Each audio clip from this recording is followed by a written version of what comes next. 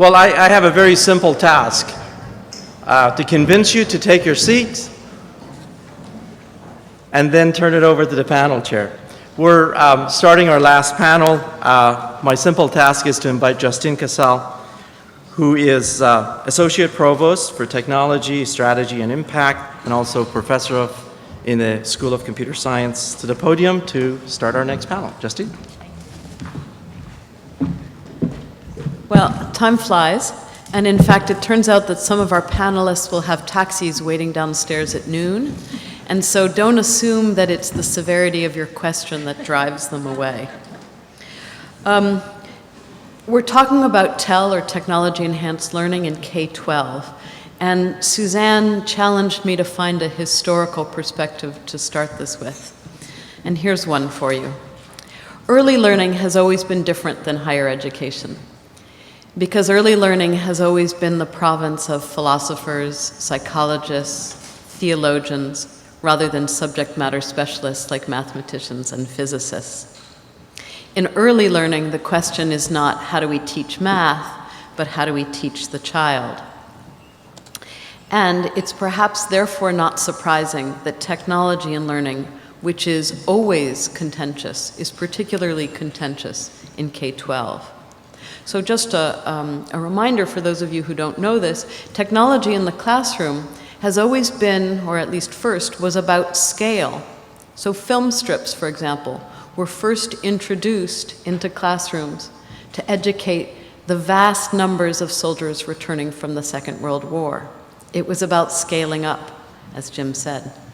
And computers in the classroom in the 1960s were an outcome of vocational training targeting, paradoxically, those workers laid off because of technological change.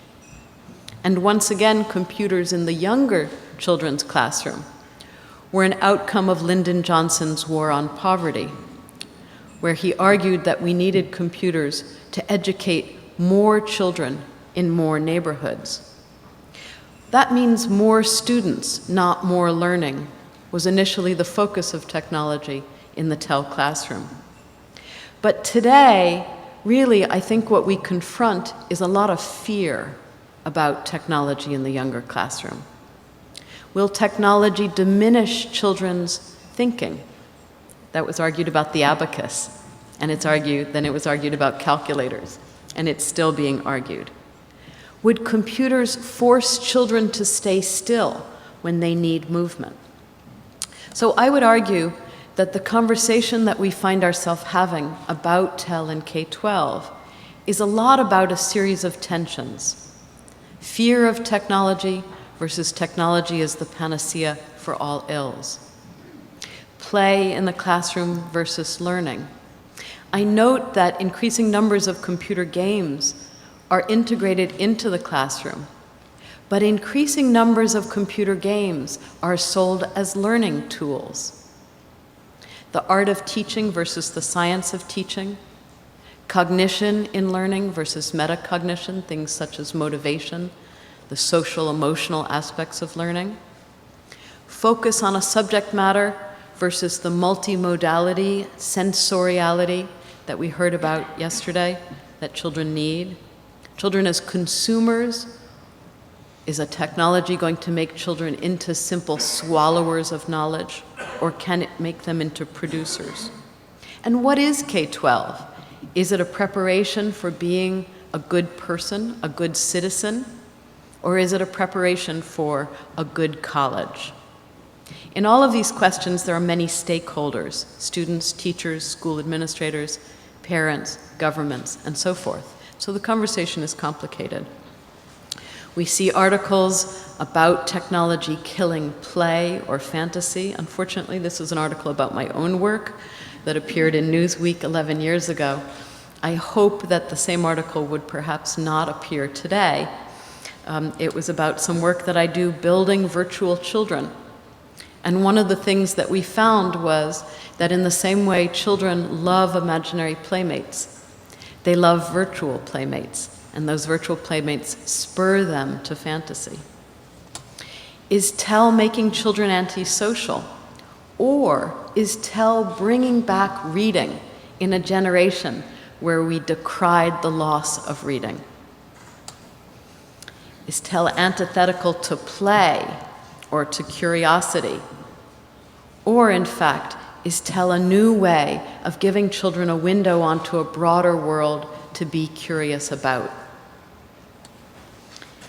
Is tell preventing children from working together?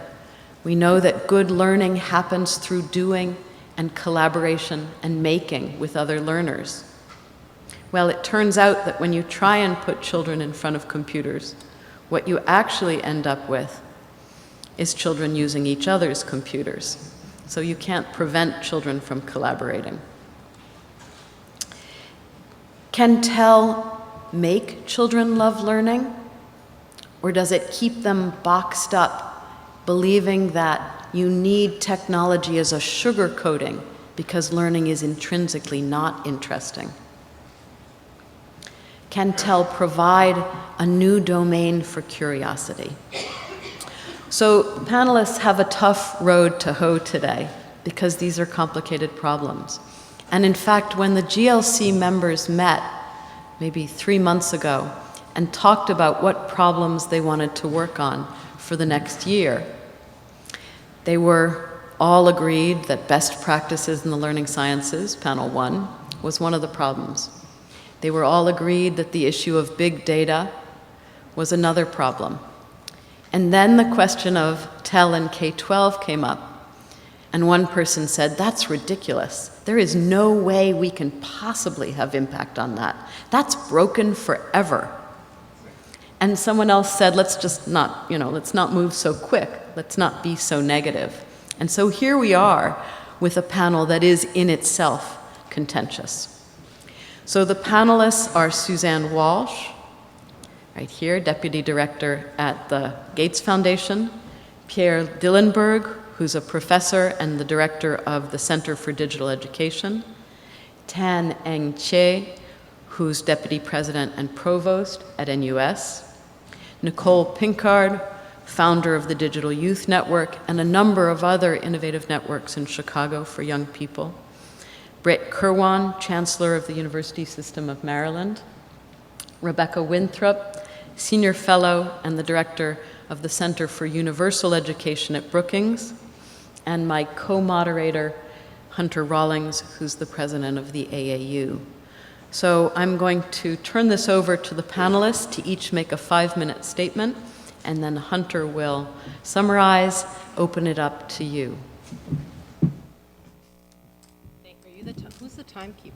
Oh, into it. Oh, hello. Am I on? Hello. So good morning. I'm so interested in this conversation today because I don't know how many of you listen to NPR, but this morning they had this little snippet about Pinterest, and that Pinterest looked at all of the data, and they looked at people who were posting a lot of things about weddings. Look, clearly they're planning their weddings. That's what the data said. So they sent out emails, an email blast about congratulations on your wedding and other things that could help with planning a wedding. Turned out they weren't all planning weddings. Turned out a lot of these people just seemed obsessed with weddings for I'm not sure what reasons. And the interviewers said there was a woman who said, oh great, another moment for me to just sort of be that loser person who's collecting the data, or who's collecting these pictures on weddings. The point of all of this is that I think that it is really exciting that we've been having these conversations about data. But I want us to avoid becoming the Pinterest of education, of misunderstanding what the data means. And I think one of the important roles that learning scientists play is they are the sense makers. They help you to understand the context. And today, my job is to talk about the role of bringing together K-12 and higher ed. I think that's my role, around the Common Core. So first I wanted to ask how many people in the audience are from higher ed? Keep your hand up if you think you understand what the Common Core is and does. Ooh, that's good. Okay. All right, where are our K-12 folks? Anybody K-12? Do you understand the Common Core? Keep your hand. Okay. I really, what I'd love to do now is have you all turn and talk to each other and see whether there's agreement. One of the things that I keep noticing is that, so I'm surprised at how many people think they understand, because again, it's think that you understand it, because what we keep seeing is that most people in the general public think that Common Core is about assessment. That's all it's about. It's about another set of tests. And while yes, there are tests being created, assessments being created like PARCC and Smarter Balance, that's not really what it's about. There are others who think it is just a way of demonstrating, and maybe this is related to assessment, content. I understand content. It's all, and I'm going to tell teachers how to teach. Well, it's not that. Really what it is the Common Core is a way of thinking about skills. The focus is on skills, not about content. The content is a vehicle. So if you take that approach and you think about the role of higher ed in Common Core, I really like what the president of National Louis University in Chicago says, Naveen Megahead. She says that the role of higher ed in the Common Core is to deepen and broaden the Common Core. So it's not that there was this thing called the Common Core in K-12, you show up in college and we're now done with that topic. And so what does that really look like? If you take literacy, for example, the literacy standards, there's one that's about you have to know how to develop an argument and find evidence in a text to back that up. Well, we can agree with that in higher ed. We support that. Employers love that kind of thinking as well. So if that's the case, then really liberal arts faculty, technology faculty, we all should be able to support the importance of developing skills. So then I started to think about, okay, we're going to deepen and we're going to broaden and we're going to make these connections, but it still continued to me to sound like it was very much a separate world. And what I'd like to challenge this group to do is to think of this and to think of technology, the role of technology as helping to set up a continuum of a continuum of TEL. So now we have conversations about K-12 technology, we have conversations about higher ed technology. What would happen if we brought those two worlds together? What would happen if, in fact, I was using a technology as a student in the K-12 world, and I just saw the continuation of that same technology when I arrived in higher ed? What if I was able to make those connections between what I was doing and learning in K-12, the environment in which I was learning, and it was this easy transition to higher ed? Thinking about how we all work together across that continuum, I think, is important. The role, I think, here for learning scientists or cognitive scientists is to help make sense of the data. Again, let's not be Pinterest. I think the other thing is to help to join up K-12 and higher ed, so it really is a continuum of learning and a continuum of technology. And then finally, I would just say that I would like us to think about what would happen if we also could say that while we're creating this continuum, while we're thinking about this together, that this sets up a very different set of conversations between K-12 and higher ed. The reason that the Common Core was created was so that students would be college ready. We wouldn't have to actually have these separate conversations about creating college readiness and then eventually completing university or college degrees. We could have a conversation about how do we develop lifelong learners in the way that we've heard about earlier. Jim's point earlier about how do we get people to adopt is incredibly important. And so if we're going to have these conversations between K-12 and higher ed, if we're going to create these continua, I don't know the plural, that here are the things that we need. We need to simplify the conversation, simplify our understanding of the research, simplify our understanding of the solutions, and make sure that we understand that context matters. So even though I am asking for a continuum, you have to be able to talk about what matters in K-12 and what matters in higher ed. Thank you.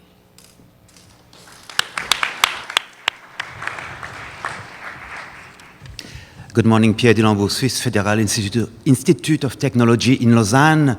We are leading the MOOCs game in Europe, 600,000 registration, but that's not the point today. The point today is I kind of disagree with what has been said yesterday and this morning. There is this general idea here that learning science are great, and if we manage to translate them to teachers, that will solve the problem. I agree that learning science are great, but there are a lot of gaps, and I want to point 3 gaps. The first gap is that we focus too much on higher education. I'm looking at Anoop because he mentioned yesterday that, if the goal of learning science is to bring more Nobel Prize to Stanford, who cares, Some people have real problems. Not improving CMU and Stanford, nobody cares. Some people are jobless, they really care. So, I want to stress the fact that learning science is neglecting vocational education and training. There is almost no research on that. In Switzerland, the unemployment rate is 3%. 3%. Why? At 16, 2/3 of the kids go to vocational school. 4 days per week in a company, 1 day per week at school. And they're being trained in this way. Is there no problem? Yes, there are problems. We went to study logistic assistants. This guy work in a warehouse, they drive a forklift, and they move boxes. And we wanted to see in the company what they learn. They learn nothing. They move boxes as fast as possible. And then at school they have to learn logistics, but it means nothing. Logistics is for the boss, it's not for them. So how can you use TEL to train these kids to do logistics? So we developed this kind of augmented reality system, this tangible interface. They put the shelves on the table, there is an overhead projector and a camera that recognizes the position, and then you see the warehouse. When you say run, you see the forklift that move around the warehouse, and you can teach logistics in a concrete way. Why do I say this? So there is a gap, and that's very important for employment. There is a gap between the school and the company. And this gap is good, actually. It's good because the school has not the same ambition as the company. The boss wants immediate profit, the school wants long-term learning. But we can use technologies, and that's my point, we can use technology to bridge the gap, to make meaningful in the schools things they do not experience in the workplace. That was the first gap. The second gap in learning science is that teachers don't care about pre-test, post-test. Learning gains. I'm sorry. Yes, the teachers that we meet when we do experiment in school, they are very concerned about learning gains. But I don't know if you've tried. When you go to meet a teacher as a father, okay, you want to make sure that this guy doesn't know you are a learning scientist, okay? So what it tells is not about learning gains. It's talking about discipline, time, space, finance. These people have a lot of constraints. When we do experiments, we waive part of these constraints. And then it does not generalize, because in real life, teachers have many more constraints than the kids should learn, many practical constraints. So my second gap in learning science is that these practicalities, we call that implementation details. We don't care. No, learning science should conceptualize these constraints, and this is a field of learning science called orchestration. And my last comment is, I believe learning science is not ready for analytics. We do analytics inside project, but not to share data. One example, if there are two quizzes, one asks, what is the capital of Ukraine? The other quiz asks, what should we do about Ukraine? Okay? They look like quizzes, but they are completely different cognitive activities. If you put them together in a Markov model, you get noise, completely meaningless data. It comes to your point. So we are not ready for sharing data because we don't have a very accurate and formal models for describing exactly what we do. That was my third weaknesses. Thank you.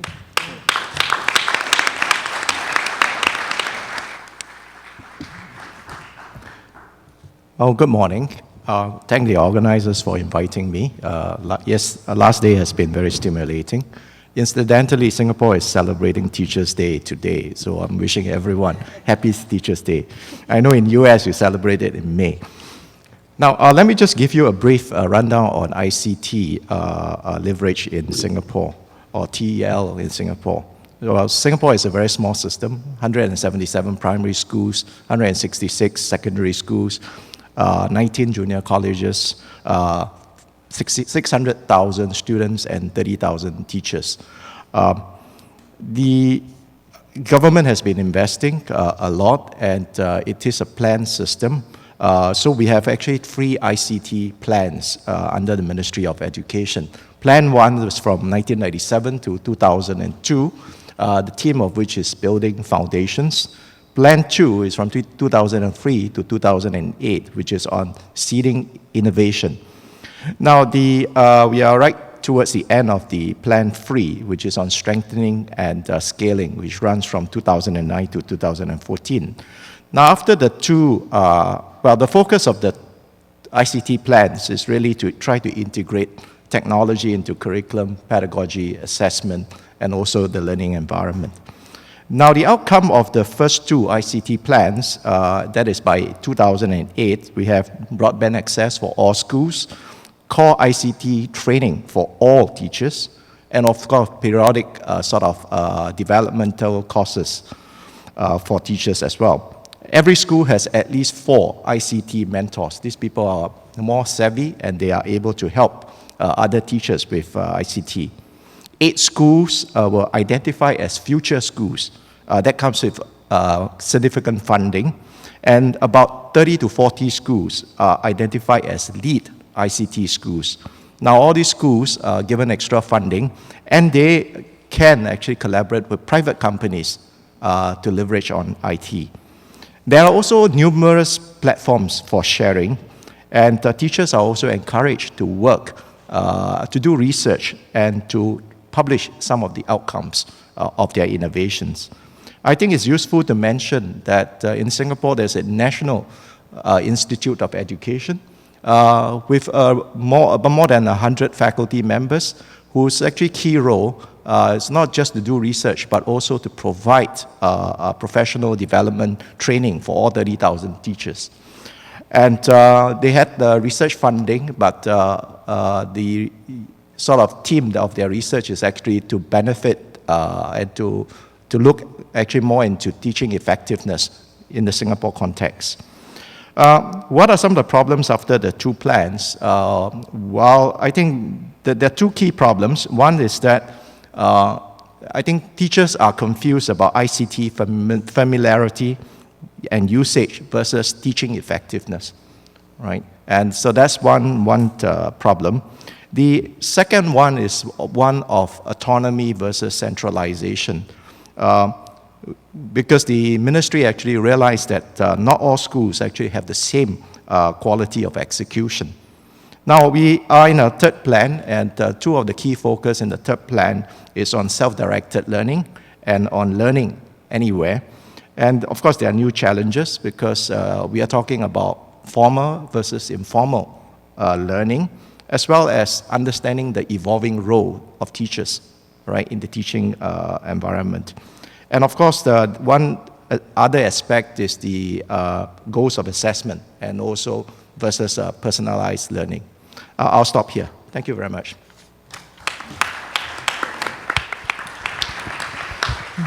Good afternoon. I'm going to talk about it from the standpoint of the stakeholders as students and communities, and start and posit first that I think we know how to do TEL from the standpoint of individual applications to teach a skill. We know how to do that well. But I think our challenge is, to some degree, is the biggest barrier for us is figuring out the infrastructure that's needed at the city level. What's the operating system at the city level to connect learning experiences across the varied spaces where youth are spending their time? And for many kids, if you have engaged, involved parents, those parents are that operating system, and they understand how to find all the different learning experiences. What's the right school? What's the right after school? What are the apps that they need to put in place? And they manage their kids' time, and they figure out how to create that learning pathway for their kid. But, you know, the kids that I work with, and for many kids, they don't have those parents as operating systems. And so what happens, we haven't figured out how to connect the interests that kids have with the expectations, the learning expectations we have for them. And so while kids might be sitting in front of the best, you know, cognitive tutor, the best TEL to teach them what they need to know, they're not motivated and not interested because it's not clear to them what that has to do with what their current goals are. How is learning that going to develop the social capital that they need and that they desire to move forward? They're not that concerned about what's going to happen 15 and 20 years from now. So, but the reality is that same kid, you see them outside of the school where they have a passion. They can be ferocious with finding the resources, the online resources to develop the interests that they have. And there oftentimes comes a moment where they realize to get better at what they want to get better at means they have to get better at the skills that we want them to get better at. If you just look at kids who want to rap, kids who want to write, at some point, they realize, oh, I have to tell a story. If you want to make a good video, you have to be able to understand beginning, middle, and end. So it matters, and at that point, that's when they access just-in-time resources. They might not be accessing them, when we tried to teach them to them in school, but we see what they do with Khan Academy and all kinds of online resources that kids are making use of that. So I see a larger part of the problem is we haven't made visible the learning pathways to kids. We haven't made visible to them where are the places that they can access these resources. In Chicago was really interesting a couple of years ago when we opened up something called UMedia at the public library, which was a space for all high school kids can come in and just be. And being there, understand and access resources, mentors, peers, to help them develop in the ways in which they want to develop. And what we found out was some of the things that's most important is the access to space. So where you can be, and just think about it, we all know that there's basketball courts, there's tennis courts where kids can go and practice, get better at, see who's doing what, but what are the learning spaces outside of the classroom where kids can go and learn that are open and available to them in your communities? Where if they want to do something besides be at the mall, they have a place to do that. And they can just come upon the learning resources, the mentors and the teachers that are necessary to them. And all kids want to level up. And so when you put them in spaces where they have access to the resources to level up, then they will take advantage of, it could be online, it could be face-to-face, any of those learning resources to get better at something. And so I think that's part of the bigger challenge for us, is to understand, to think of our communities as learning spaces, and to think of schools as a part of that community, and to think about what are the operating systems that connect together the best that we know of technology-based learning, but also face-to-face learning that allows kids to move forward in pathways in their own time. It's not going to necessarily be in the time that we want to make available to them. And then to make use of those operating systems to make recommendations to them such that for the kid who doesn't have the parent at home who's doing that, there is still always the next step that's available and that's placed in front of them. Thank you.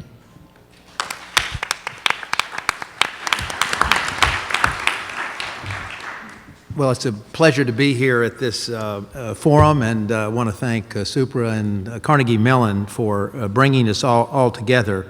We have, within the University System of Maryland, a very special relationship with Carnegie Mellon because we've been working so closely with OLI, and starting when Candace was running OLI, and now, of course, she's moved off to Stanford, and I'm sure you miss her here at Carnegie Mellon, but we're actually glad she's at Stanford because we now have a partnership still with Carnegie Mellon through OLI, and we're working with her out at Stanford. So your loss has been, in some ways, our gain. I want to make an observation. I'm absolutely convinced, after being here for 2 days, that among all the participants in this forum, I am the least knowledgeable about TEL. I think there's no question about that fact. However, I think I compensate for that fact because I am the biggest advocate for the work that you're doing. And I want to say why that's the case. I think the greatest challenge facing our nation long term is the undereducation of the American population.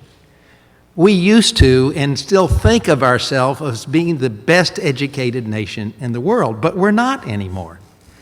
And this is creating two long-term fundamental challenges for our nation. The first is competitiveness. And we know a lot about the competitiveness, and there's a natural tie to better education and being more competitive. But there's a second issue that doesn't get enough attention, and that's the social equity side of undereducating the American people. Probably many of you know the data. It's stunning and it's depressing. If you are a child born into the lowest quartile of income, you have an 8% chance of ever getting a college degree. If you're a child born into the top quartile of income, you have an 83% chance of getting a college degree. Now, back in the dark ages when I graduated from high school, that wasn't such a problem because there were lots of good jobs for individuals with a high school degree. But that's not true anymore. The difference in lifetime earnings between someone with a college degree and without is $1 million. And it's growing. Now, maybe it shouldn't be that way. Maybe we should have a system more like the system in Germany, where there's these apprenticeship programs we heard a little bit about yesterday. But we don't have that, and we're not going to create it in the near future. So what's the consequence? Unfortunately, higher education has become society's gatekeeper for a good job and a high quality of life. So what we are doing in the United States right now, we are recreating the economic caste system that our ancestors came to America to escape. We have the lowest index of social mobility, low being bad, of any economic development country in the world. So obviously, it is an imperative that we provide much greater higher education opportunities for a much larger proportion of our society. I mean, that's a no-brainer. That's a given. Now, to do that, we're going to have to prepare students from K through 12 better so they're college ready. I think we're failing at that. Just read that the gap in math ability by income on the PISA exam is greatest, based on income, is greatest in the United States. And of course, we heard about the Common Core, which is supposed to be a major fix to this underpreparedness of college students. But guess what? The Common Core is under unbelievable political challenge right now. You want to work away a task from this group, go back to your states and defend the Common Core. This is our last best hope, folks, to get it right so that kids graduating from high school are really ready to go to college. We have to, obviously, build a better pipeline, but we've got to expand our capacity in higher education to serve more students. Now, I don't know about in your state, but I'm not optimistic that Maryland is going to shower money down on us so that we can serve a lot more students.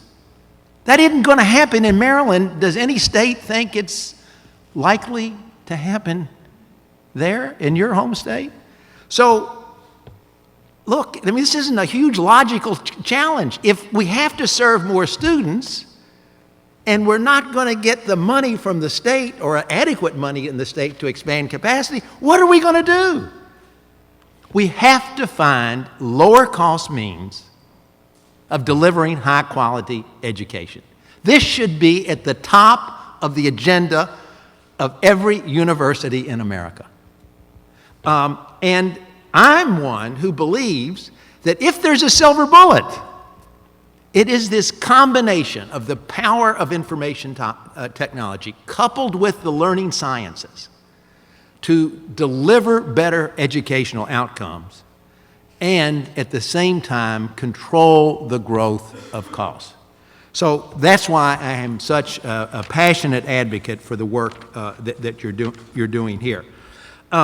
And we've had, we're really dedicated to this proposition at the University System of Maryland. We haven't done as much as I would like for us to done, but we've done a lot. We have a new Center for Academic Innovation, and M.J. Bishop, our wonderful director of that center, is right over here in the audience. We've had terrific partnerships with Carnegie Mellon that I mentioned, with Coursera, with Ithaca, the not-for-profit in New York City that's dedicated to the use of information technology. We've run lots of experiments about redesigning the way we deliver education in our classrooms, using technology, using learning science, creating more active learning classrooms. We've done this with some 83 courses across the system. We've had 25,000 students enrolled this past fall in such courses. I wish it was a lot more, but that's a good start.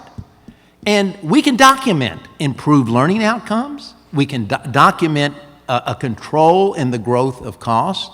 So I think that I have just become absolutely convinced that the work you do is the answer to our future.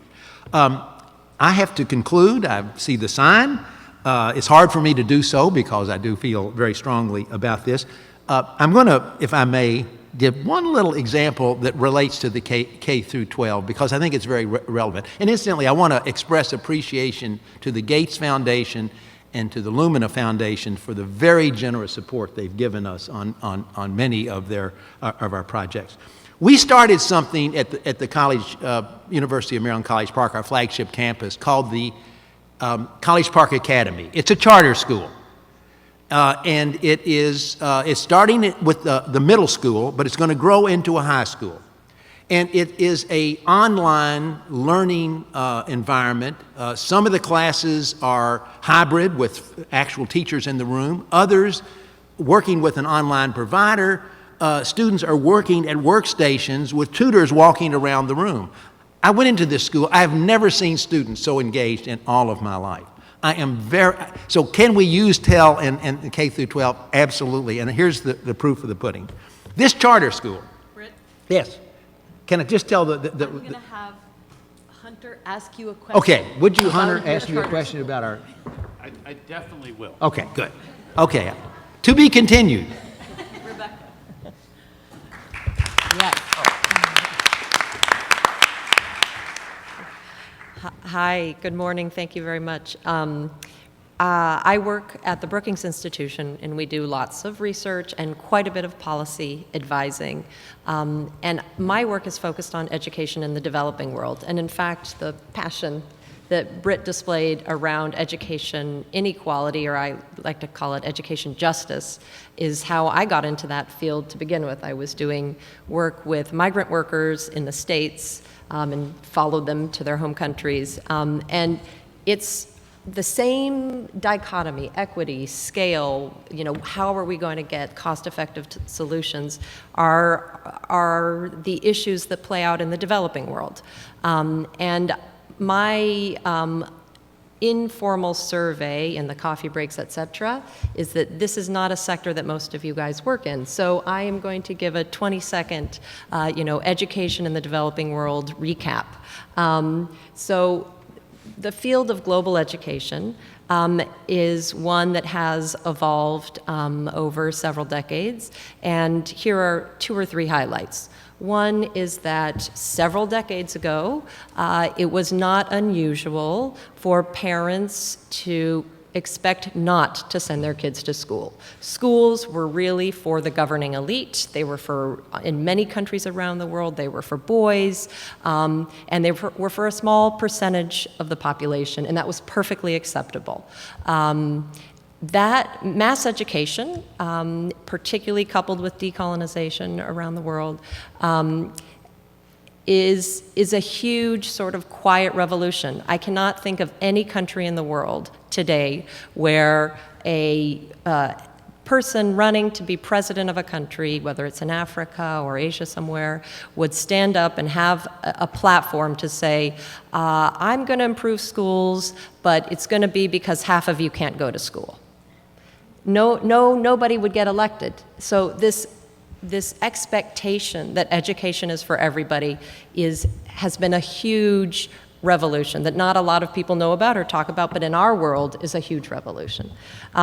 Second, with that, there's been a massive amount of focus in the last 15 years to focus on access to education. Get kids into school, primary and secondary school. And that has actually been the major focus, policy focus, intervention focus, funding focus. We are now at a point where we're realizing that's very important, but kids are not learning very much. So today, the real beginning emphasis in our sector is access plus learning. And I've seen a little bit of parallels, perhaps, in this idea of MOOCs also, getting access to people, but wait, how are we engaging? So that's point number one. Point number two, just to give you a little snippet of the same type of data points that Britt was giving within the US, but to a much sort of larger degree.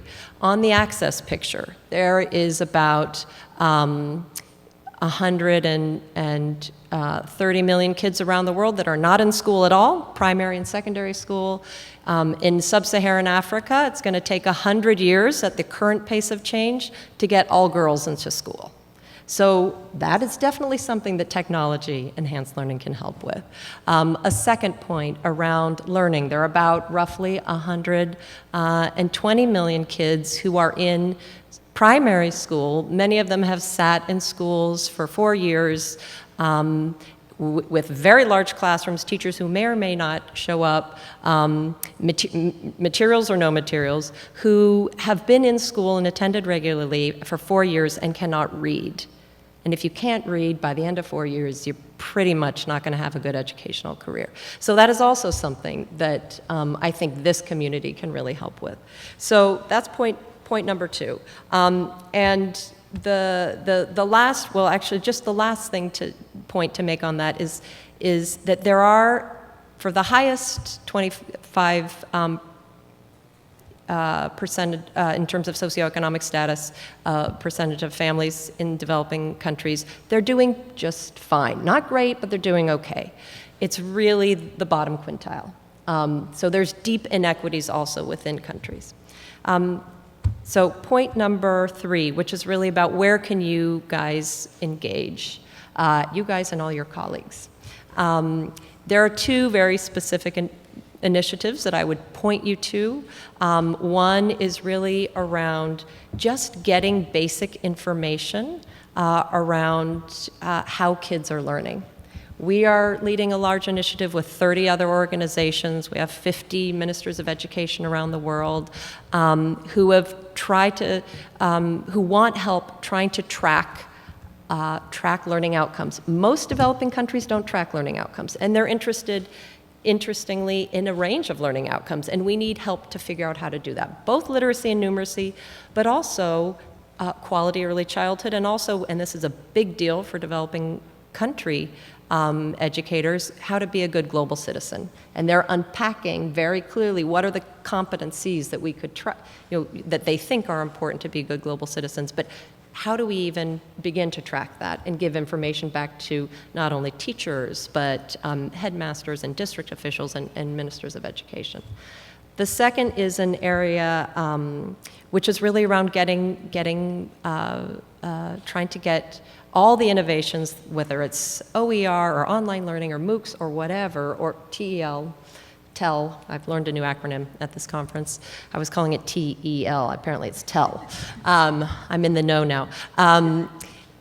There's an initiative with the United Nations, but with lots of great partners, private and public, trying to figure out how to take this content, and it's at the very, or how to take all these innovations here and bring them to out-of-school youth in sub-Saharan Africa. So that's another one that we, if anybody is interested, I would invite you to come find me afterwards. And then lastly, I'll just finish by saying that work in developing countries is probably easier than you think. There is very large space for innovation, because there is much less entrenchment in education systems and interests. There's other problems like bandwidth, et cetera, but we're fast overcoming those. And then the other piece in terms of developing world work is focus on mobiles and the technology that people in the countries have and can use. I've seen many failed technology and education interventions in developing countries, largely because it's people in other countries come up with a gadget or an idea, and then they go and look for a problem to give the gadget to. And really, that's not what this group is about. You have to start the other way around. And I think there's a lot of promise to leapfrog, and that's really why I've enjoyed my time here. Thank you.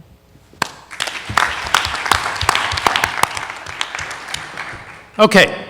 Let me thank the panelists, all but one, for finishing on time.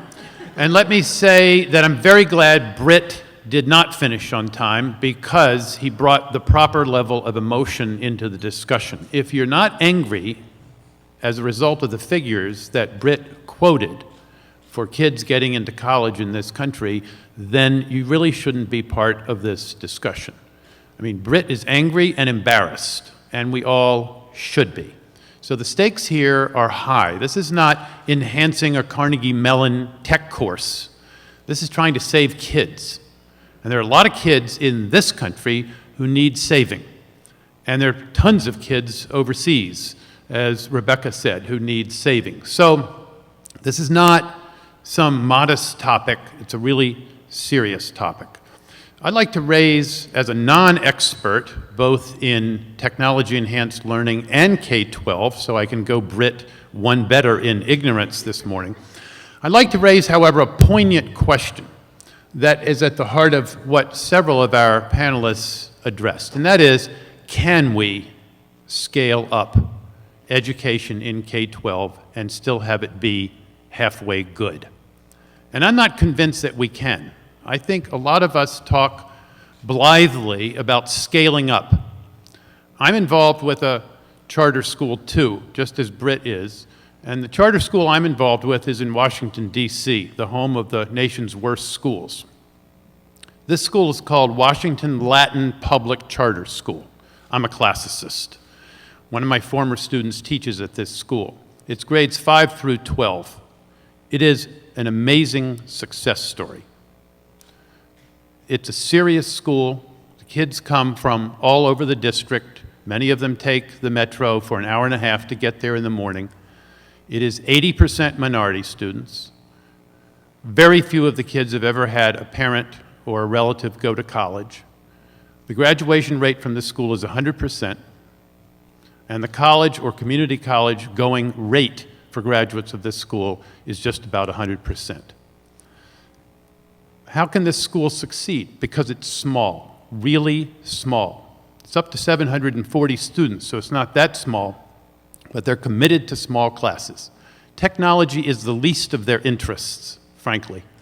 They're providing what the kids need more than anything else, a safe place. Home is not safe for a lot of these kids. It's not safe to be home. So what does this school have to do? It has to be home. And that's what the school is doing with such remarkable success. So I want to raise the question for the panelists in a really serious way, since the stakes are really high here. Can we scale up in the ways that people describe? Can we take a successful little school and somehow scale up through technology? And I ask the question in a positive vein, not a negative vein. But we need to be serious here.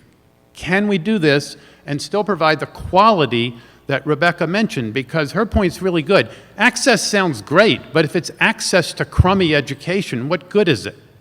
So how about some responses to the question, can we scale up? Nicole? Yes, but I think the challenge is if we think that the only thing that's, they use the term save the kids is going to be school, then no, it's not. It's a community. School is not everything. And even if we think about, school wasn't the only place where I learned. And so I think we've come so synonymous with learning takes place in school, and so school has to feed the kid, educate the kid, be the parent, be everything, and then you place so much on the responsibility of the schools, and schools can't do what it is that they need to do.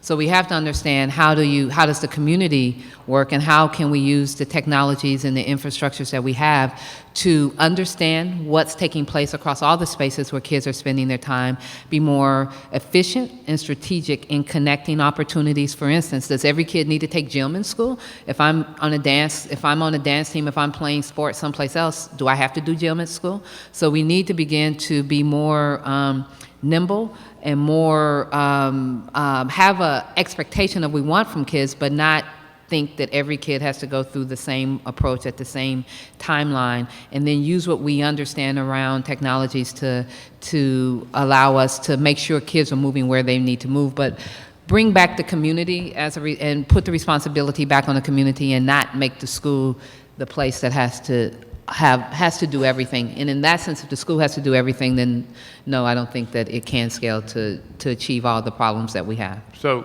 Nicole's saying, I think that the community is the most important thing, but then technology can be helpful in helping the community do what it needs to do. Rebecca? I think this is the million-dollar question, certainly from where I sit. And I really don't care about an intervention that reaches 1,000 people or 2,000 kids. I mean, I'm interested in hundreds of thousands. And colleagues in my institution at Brookings have been doing research on scaling up in developing world contexts, in education and other places, in other sectors for the past sort of 4 or 5 years. And some of what we've initially found is quite depressing, which is that most things don't scale, which sounds very similar to here in the US, I'm learning. And I think part of the problems that at least we've found is that there's a couple. Certainly the design of small-scale interventions are so complicated, or depending on certain skill sets that they are not able to scale. And people have started trying this idea of scaling intermediaries. Because the skill sets of people who start innovations are not the skills needed to bring something to scale, and to bring something to scale is not also a skill set that a government has. They can execute. Can we get groups or entities or NGOs or whatever to be kind of scaling intermediaries? So that's one thing I'd be quite interested to see if that discussion has happened in the US, but it's something we haven't yet found. So I think what's helpful about Rebecca's response is she takes the question seriously. Scaling up is hard.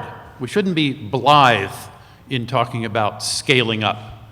It's a serious business. It's hard to do, and maybe there are these intermediaries that can help us do it. Justine? I want to question what it is we're scaling up. I think we sometimes assume that scaling up means finding a way to scale the school of today, but I don't think that's going to work. All we can do is find a new model of school. What we have to do is find a new model of school and scale that. And to my mind, following on from what Nicole said, that means relying on peers as part of the community, and particularly relying on peers and peer-level collaboration to make learning work in contexts where the very old model of pedagogy of dumping knowledge into kids, not only does it not scale, but it shouldn't scale. Well, so I actually thought that you were going to reference back to your sort of historical comments, because you said we usually think of scale as meaning more students, not more learning. And so I think that that's sort of the dilemma that Rebecca also raised, which is, so I'm for scaling more learning for more students, if I can combine those into one sentence, but that learning piece is important because the access, so this is our same challenge in higher ed. We finally have said, oh yes, we can get people to college, we're getting better at getting people into college, but they're not finishing. And so just getting people access to stuff, that's not going to do it. So being clear about what we're trying to scale is important. I think that's clearly right. It's not just trying to reach more people. It's trying to reach a few people well. And that's what some of these small schools actually do very well. So I disagree a bit with Justine. The old model can work. And in fact, it's working right now. And maybe it's working because it's small. Maybe that's a lesson learned. Now, Britt, you seem to suggest pretty darn positive outlook about the possibility of technology enhancing the opportunity for more students to succeed in this way. In other words, scaling up is possible. Could you tell us how? Yeah, right. Well, thank you. And I feel sufficiently chastened I apologize for going on too long. No, you brought the right level of emotion into this. I will conclude by commenting on, and I'm not putting it forward as the solution, but a very interesting experiment that deserves watching. And it speaks to Suzanne's point about a new model. So let me just very quickly describe. This is a partnership between the College of Education at College Park, the Board of Education in Prince George's County, and a, yes, commercial online provider. And so this is beginning as a middle school. They have 6th, 7th, and 8th. Each year they will add another class, so it will eventually become a middle and high school. It's a charter school. It's so therefore public. The teachers in the building are all public school teachers. And the students take classes, some of which are totally online in the building. All the classes are in the school building. Totally online in the building, with tutors and teachers in the room while the students are doing their online working. Other classes are taught by regular teachers using technology enhancement. So I talked to the regular teachers that were there in the building, and I asked them about the experience, and these were all public school teachers. And they said to a person they would never go back to their former school, that this environment was so exciting, and the students were so engaged. Now, you know, I was there. They weren't putting on a show for me because I walked around lots of classrooms. These kids were engaged. They loved what they were doing. And why and again, I don't want to go overboard and say, here's the solution. I think it's, again, an experiment worth following, and I'll conclude with this. These students are randomly selected. There's no preference given to anybody. People apply, and it's a random draw. And there are 40% of the students in this school are free and reduced lunch, which is a pretty high percentage. They took the Maryland 8th grade, whatever they call it, test. Now, you know, I think there are issues about tests, but at least it is one kind of benchmark to how students are doing. And these students with 40% free and reduced lunch had the second highest scores in Prince George's County. They beat the average score in the 2 best school districts in the state of Maryland, which are 2 of the best in the country, Montgomery County and Howard County. They had higher scores than the average. This is 1 year, 1 test. We can't declare victory, but I, having walked through that school, think there is some potential here that needs further study and analysis. So I think we should accept those outcome measures as potent and persuasive. Then I'll put up against the outcome measures of that charter school the outcome measures of the Latin school I mentioned earlier, which is on a very different kind of format, where again, the outcomes are terrific. So does this suggest, I hope, that there's not just one way to do this? Yes. And in fact, those of us who feel we have theories that should be applied to all Americans, much less to all people in the world, whom Rebecca's trying to reach, are out to lunch. Isn't it true, in fact, that there are a lot of different ways to teach students well, and that the one-size-fits-all is a big mistake in education theory? I'm happy to be opposed on this, but it seems to me, at any rate, that the evidence is pretty strong, that there are a lot of different ways to do this. Depends on the community, as Nicole was saying, very strongly. Depends on the country, depends on the type of government, depends on the type of kids. To me, the main thing is that whoever's running the school is passionate about the way she's doing it. And if she's doing it in a way that I don't especially like, but she's getting great results, should I go in and say, stop doing that? I don't like the way you're going about this. So, anybody want to speak up for the other side? So Suzanne. I'm for passion. I just want to be on the record. But I think it's back to yeah, it's the passion, but it's also it's also where technology can be helpful, because the differentiations that you're recommending, you know, so we have strategies that we sort of call personalized strategies, and one of my colleagues, Rahim Rajan, who leads that work, is here. That's the idea of being able to provide multiple ways for students to learn. I think it's very hard to get there without technology to help you. It's hard to be able to just do that instinctively. The passion's great because I can maybe tap into your passion, but that's not going to be enough. So maybe I'd say passion plus maybe some helpful information, data, technology to help support it, but not just by itself. Well, I don't think anyone would want to argue for passion versus technology. I don't think that would be a good argument to make. On the other hand, if someone is running a school by certain principles and believes strongly in those principles and gets results, I don't want to complain about the person who's doing that, because she's doing something, frankly, I'm not doing, which is teaching little kids. And most of us in this room don't teach little kids.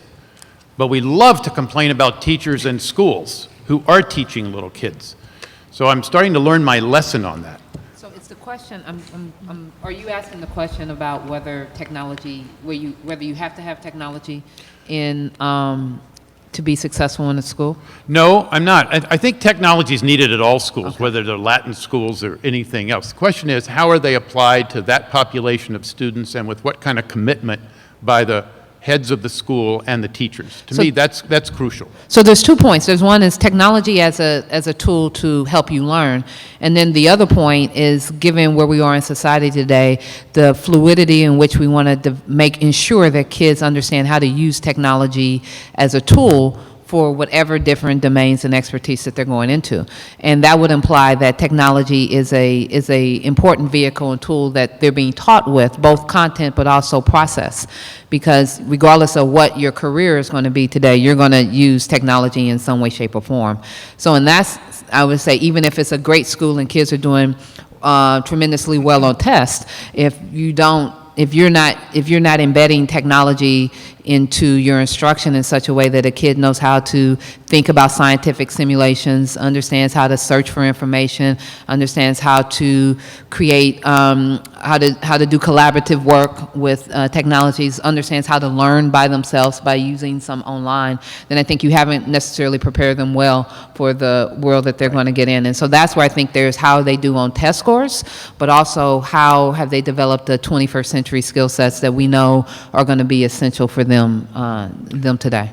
Great. So, Pierre, is any of this discussion relevant to the European context? Well, we know about diversity. I wanted to come to your point of scale. So you kind of say, okay, there is no one solution for all. The only way to scale is diversity. But the question is, who has to take care of diversity?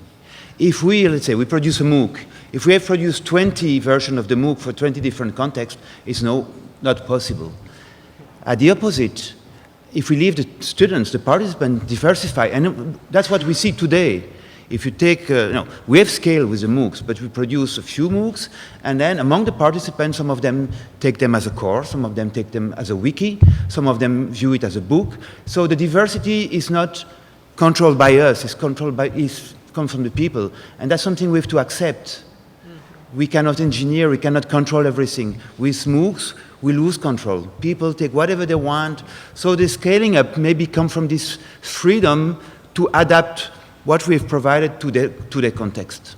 Right. Thanks. If I may Ken? add, yeah, just want to share some experience. If you look at the Singapore system, all right, you would think that we produce a lot of high achievers, which is true. I think we did well in Tim's, in pizza. But actually, the pride of the Singapore system is how we deal with the bottom 20%. So typically, 30% of the students will go to the university, 50% will go into the polytechnics, where they learn a vocation. And the bottom 20% actually goes to the Institute of Technical Education, where it is actually very much vocational training, and where they work very closely with the industry, and they place the students immediately after their training, all right? And they get good jobs. So I think that's actually one of supposedly our crown jewel. And what is more important is that 20% of 600,000 is not small, it's big, all right? So when you talk about scaling, I think there are different levels, and depends on what you want to scale. I think within certain limits, it is possible. One other interesting example that we tried, and which we think we did well, is how to deal with people who consistently don't do well. So in Singapore, there's a key exam in grade 6 called the Primary School Living Exam, where they test students for mathematics, science, and first and second language. And we at one stage, I think we don't know what to do with kids who keep failing, all right? And so in 2007, a school was formed to just take in the kids who failed more than twice in the primary school living exam. And after running the school for a few years, I think the outcomes are very good. And a second school was actually created to take care of this. And I believe that, you know, some of this can actually be modeled and can be scaled up. But, and if you look at Singapore, well, yes, we have 600,000, but look at Korea. Korea also, in terms of competencies, all right, they do pretty well. And I see one difference probably between Singapore, Korea versus US is that there's more central control. Yeah. All right, so when you want to do scaling, I think you need to have more central control before, I think, when you get the scaling done almost right, then I think you allow more autonomy. So you've raised the key point about America, and it's the one that Britt raised as well with his comments about the Common Core. Good luck on getting a national policy in the U.S. We don't have a minister of education, and we have all this antipathy towards anything done by the federal government. So now if you're a politician in most American states, all you have to do is say the Common Core is a federal project, which we know it isn't, in order to get votes for your side. So this is unfortunately the situation in America. I say unfortunately because I'd like to have a Ministry of Education that said here's the way it's going to be in our classrooms in the country, but that's just not the American way. It is the Korean way, and it is the Singapore way. And Singapore and Korea seem to have something else in common, and that is they seem to care about all the kids going to school in Korea and Singapore, even those who aren't learning well. And that's something that would be nice for us to have, but we're going to have it at the grassroots level rather than the national level. It certainly appears that way at any rate. We'd like to get the audience involved now in this discussion. So if you have a question or comment for the panelists, please go to the mics. Yes, ma'am. Good morning. MJ Bishop, University System of Maryland. I want to thank the panel for raising these very important issues. I think this was a critically important part of the discussion that we've been having the last 2 days. I also want to thank Hunter for letting Britt finish his story, because I'd have been hearing about it all the way home, I think. So. This is probably more of a comment and an observation than so much a question, but it occurs to me after the discussion today that it certainly might make sense for the Learning Council to have a K-12 representative on it, and I would urge the Council to consider that. And there's also another really important stakeholder group, I think, that's not represented here, and as we're talking to some degree about pathways this morning, I think the community colleges aren't represented here either, and I think it's going to be really important not only for them to be part of the discussion about the 2 initiatives that the GLC is considering doing, but also maybe to add their voice to the council overall. Thank you. Thank you for that comment. Anyone want to respond? Okay. Yes, ma'am. Hi. Michelle Cahill from Carnegie Corporation. I want to make a comment that moves into a question. There's a tremendous amount of activity, reform, linking toward what Jim Shelton was talking about this morning, League of Innovative Cities, the 250 new small schools in New York City that are the charter management organizations. So there are a range of scaling strategies having to do with intermediaries and partnerships. What links to the question is about the complexity of TEL in K-12 education. And I would just like to ask people to comment, because I haven't really heard people talking about the way that technology is being used to support teachers, to support data and understanding, learning needs, stumbling blocks, key stumbling blocks, the link between the learning sciences and being able to teach well core things like fractions to everyone So I would like to talk about that dimension, hear something on that That's dimension. a great question. Nicole, you may be the best equipped to help answer that question. Okay, so really the question is how are we, not just TEL in general, but understanding TEL as an assist for teachers. I think one of the interesting things when we talk about data, oftentimes we're saying let's give teachers data as opposed to let's give teachers representations and visualizations that are linked to the common questions that they have, that you're not asking them to take an Excel sheet and figure out how to come up with the right visualization, but you're providing them visualizations that allow them to answer questions that they might have, but making sure not to give them visualizations where the answer is already there. So I think there's been movement in the, a lot of movement recently in trying to be better at just that point, as opposed, I think we went from let's just give them data, to now let's just give them reports that already have the analysis in, to this in between. But I think that also speaks to the importance in teacher education of working with teachers, making sure that you have those data literacy conversations embedded in teacher education programs, and also that you have it embedded in the professionalization that comes with. I think one of the challenges of technologies, and I've spent a lot of time developing systems, is that, yes, teachers want to put them in their classroom, but they don't know how to get the data out to understand what does it mean, what should they do next. So I do think this is where some of the data systems that are sitting in play that are in what I thought In Bloom was, what the goal, in some sense of the vision of In Bloom, and so I think you spoke to it the other day. We had to figure out how to bring back that conversation,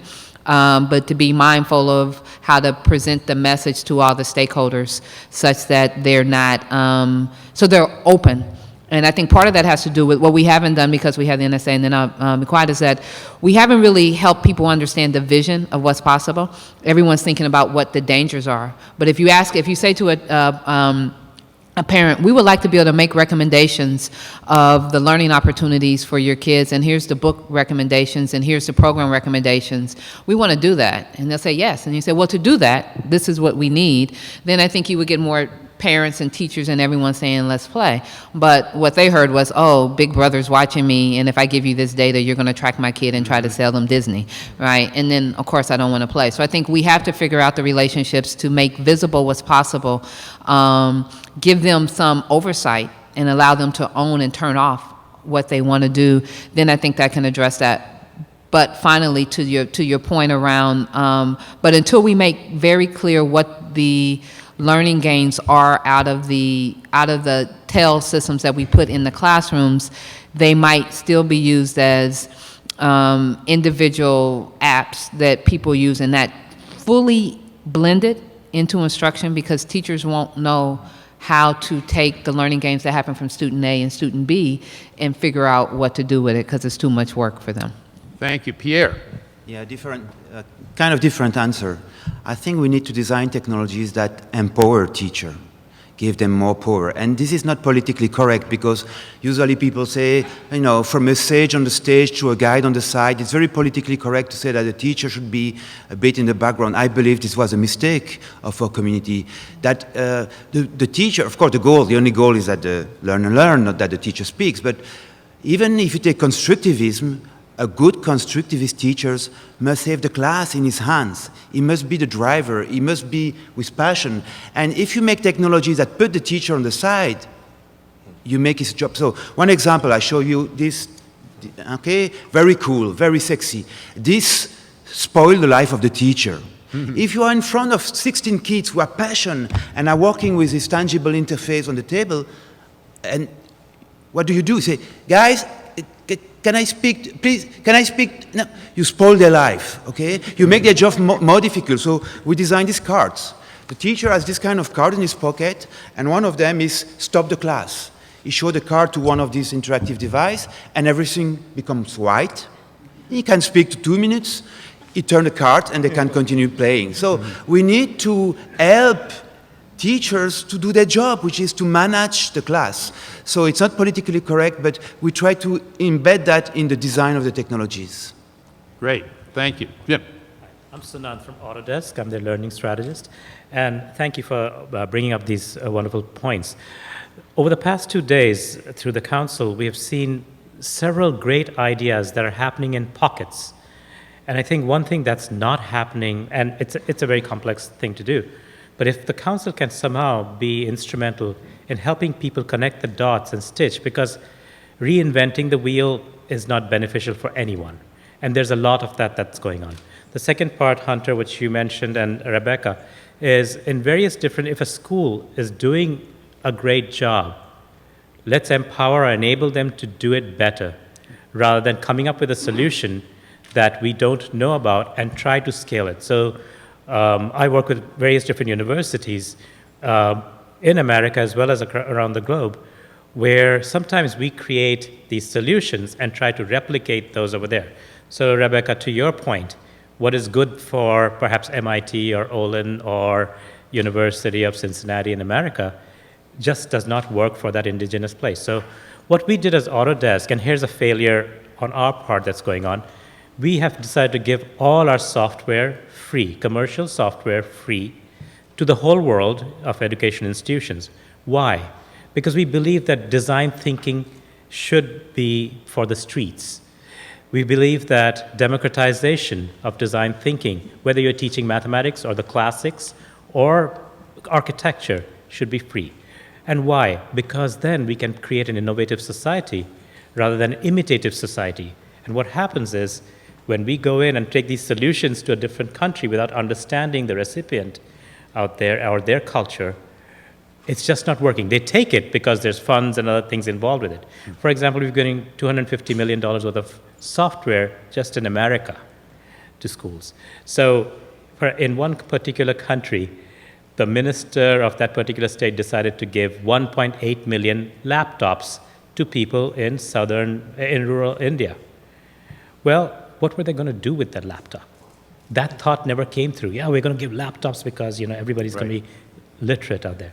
And those are the scaling issues where blind scaling is taking place, but not thinking through the thing. So I think the thought process, Rebecca, that you're bringing up is a very important piece. And what are we scaling about?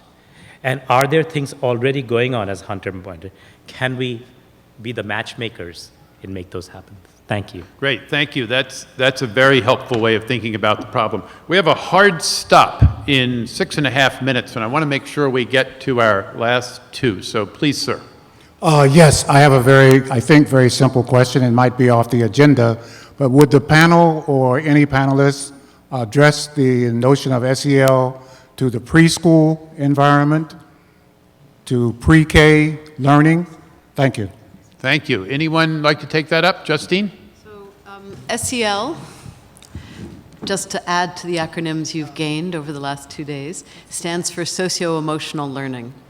And when I referred in my slide to cognition versus metacognition, I was referring to the balance that changes over age, but not as much as we might think, between the need to teach cognitive skills and knowledge to the need to teach socio-emotional skills.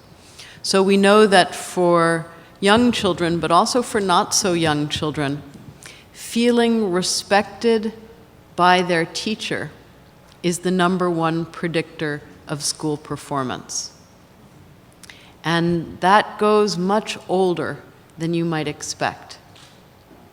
So taking care of factors such as motivation, sociocultural context of learning, and an extremely important and very studied but not necessarily yet well understood in the learning context concept is self-efficacy. So self-efficacy is the belief that you can be an agent of change in your environment. 15 years ago, I did a study with children from 139 different countries. And what I was looking at was what predicted self-efficacy in children who lived in contexts where they were never told that they could be an agent of change, where the expectation was that what their parents did and their grandparents did and their great-grandparents did was the sole predictor of what they were capable of doing and would be capable of doing in the future. What we found was that modeling change, modeling the notion of voice, that you can raise your voice and say something, was extremely useful for these young people, many of whom did go out and create change in their communities. So while I agree very strongly that the notion of SEL in the pre-K classroom is important, I believe equally strongly that we should never leave SEL behind. I think that's part of what Nicole was saying when she talked about the community. It's part of what Rebecca is saying when she talks about the fact that we need to take into account the context in which children live and what's expected of them. So cognition, knowledge, skills is one aspect of what technology can do, but my own work is looking at how technology can also play a role in teaching socio-emotional learning. Thanks. I think I got a little lost in the acronyms. I said SEL, I meant TEL. But that was interesting. Thank you. Okay. Oh, you meant TEL? I just gave this impassioned speech for nothing? So, Jeez. so I want to go to Anoop. He gets the last question. Just a quick comment and a question, Hunter, both about what you said and Britt said. You seem to draw the conclusion that, there are many different approaches, from your Latin school to Brit school, and therefore we should allow total diversity, every teacher doing whatever. And I think that's certainly good, and everybody should take context into account, but very quickly people take your kind of statement in some sense and said, math standards in Maryland need to be different than Pennsylvania, and all of us, that means you remove scale so that there's common curriculum, common good stuff, Duolingo-like things, which you say, yes, there are 500,000 ways to teach foreign languages, but here is a scale way that can do it. So let's not lose from, while saying context is important, about what are best practices, what are scale methodologies that rarely let us reach large numbers of people. Fair enough, and that to me, just to give one more plug for the Common Core, is why the Common Core is so good, because it doesn't say, here's the curriculum, teach it.